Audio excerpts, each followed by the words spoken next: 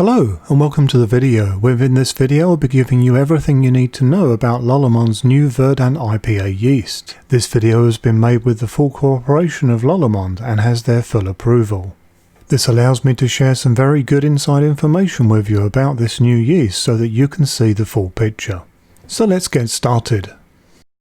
Verdant IPA yeast is an in-house yeast from the Verdant Brewing Company in England, who are a leading craft brewery in the UK with a focus on hop-forward beer styles.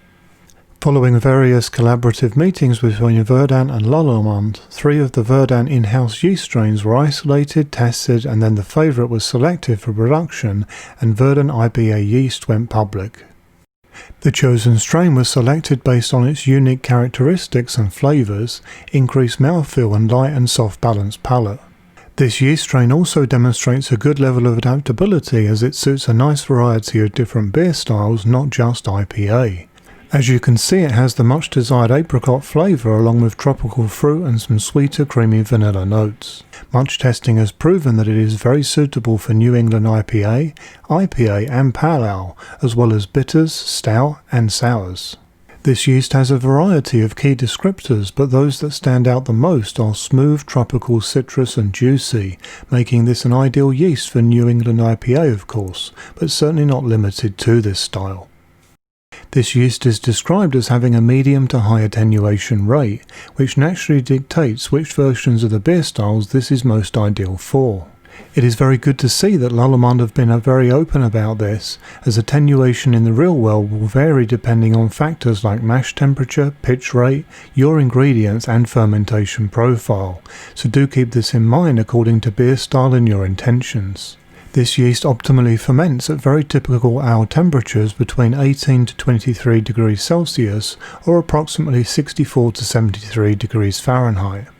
Lallemand have found it to be a fast fermenter at 20 degrees C or 68 degrees Fahrenheit with fermentation completion within 5 days.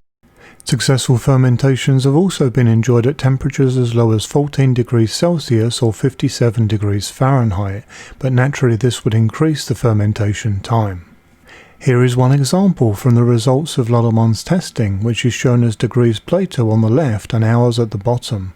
120 hours is 5 days, so you can see that the yeast is performing quickly, managing a time below this in this case. This is certainly great news of course, along with the fact that this yeast is alcohol tolerant for up to 10% ABV, giving it plenty of scope. Lallemand have tested this yeast with 19 different trials that took place across the world, and are reassuringly transparent in allowing me to share the results of this with you within this video.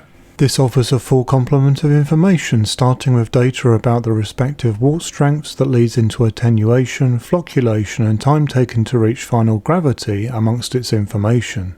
Clearly this is data that Lallemand and Verdant are very proud of, and I can believe you'll understand why once you review it yourself.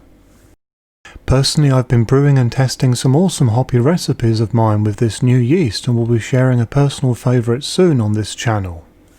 For the latest information on this and everything brewing, check out this channel's Facebook group.